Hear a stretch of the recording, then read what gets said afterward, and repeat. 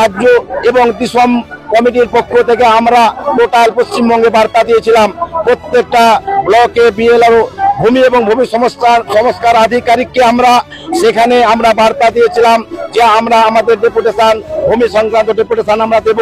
কিন্তু আমরা এখানে দেখলাম পশ্চিমবঙ্গের পশ্চিম বর্ধমান জেলা কিছু অসাধু ব্যক্তি, সেই অসাধু ব্যক্তিরা এখানে বিভ্রান্তি সৃষ্টি করার জন্য এখানকার যিনি আইসি আছেন, ইন্সপেক্টর ইনচার্জ, তার সঙ্গে মদতে তারা কি করলো, সেই 17 জুন 2025 আমাদের ভারত জাকাত মাঝি পারগনা মহলের ব্যাটটিকে অবমাননা করা হয়েছে।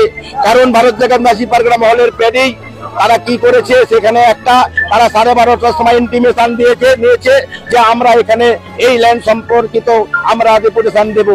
আমরা এখানকার আইসির কাছে এসেছিলাম, এখানকার বিএলআর কাছে গিয়েছিলাম যে একই নামে কেন হবে। বিএলআর স্যার বললেন এখানে অর্থাৎ আইসি ইন্সপেক্টর ইনচার্জ উনি কিনা দেখবেন।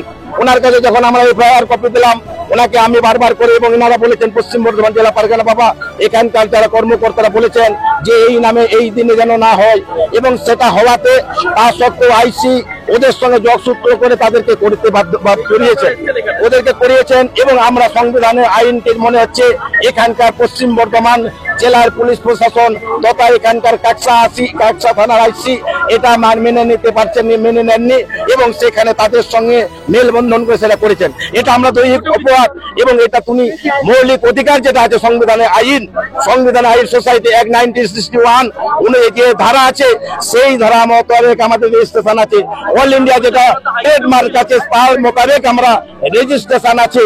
তা সত্ত্বেও কি এমন হলো, এখানকার আইসি ইন্সপেক্টর ইনচার্জ উনি কি কেন সংবিধান পড়েননি, উনি কি আইন বই পড়েননি, উনি কেন এই ধরনের তাদেরকে আমাদের সংগঠনের নামকে অপব্যবহার করিয়েছেন। আমার নাম বিজয় চন্দ্র সরেন।